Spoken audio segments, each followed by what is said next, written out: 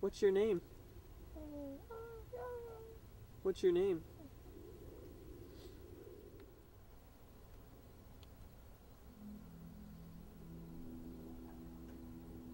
In April 2004, my son, Rowan, was diagnosed with autism. The feeling was like being hit across the face with a baseball bat. That's right.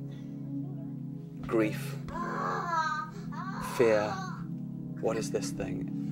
Also shame, the weird, irrational shame, like for some reason, my genetics are deficient. I can't have a normal child.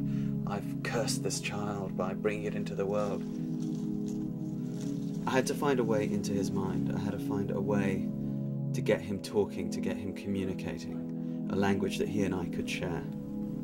I found it through, amazingly, a horse, Betsy. When Rowan first met Betsy, he was behaving as autistically as ever, totally wrapped up in his own world, shrieking, babbling, making weird hand gestures. He then reached out to touch her, touching her nose, touching her face. I asked him, shall I put you up? And he said, up! Which, again, was very unusual for him to respond like that. So I put him up on her back, and immediately he calmed down. Immediately, all that frenetic movement stopped. Immediately, this calm, relaxed state that I hadn't seen him in before, that I wasn't used to seeing him in. He was normally either thrashing around or unconscious. Suddenly he was in this state of deep peace and deep calm. And then he started to talk, and I knew that I'd found my way into his world. Swing me just a little bit higher, Obadiah do.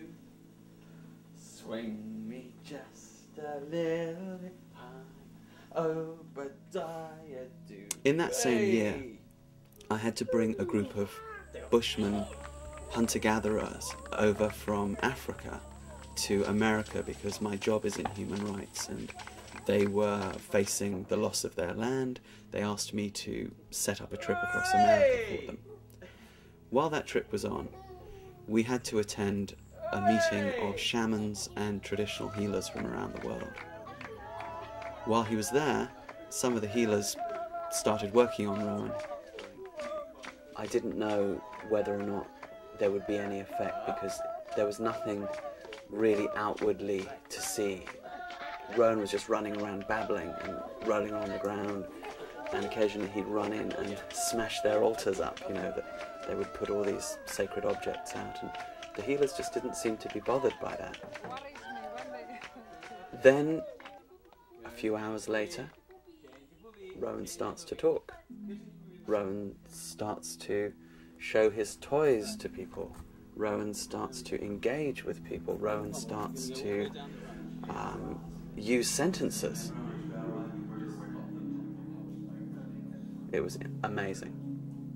So much so that I actually had to question my own sanity. So where in the world combines shamanism and horses? What's she doing? The answer, Mongolia. Next year, while Rowan is still small enough to sit in front of me in the saddle, I'm taking him to Mongolia. We're going to ride from healer to healer, attending shamanistic ceremonies, journeying between the healers on horseback. What will happen?